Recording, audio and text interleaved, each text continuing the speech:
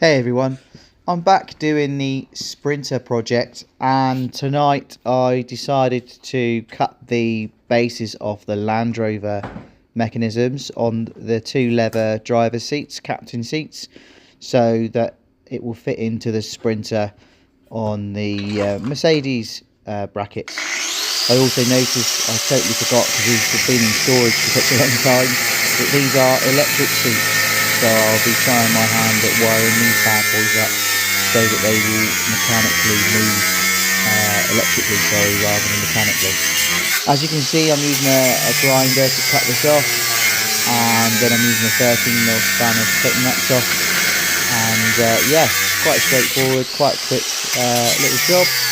And then obviously I took them to the van, and the next video, the next couple of days, you'll see me fit them into the van.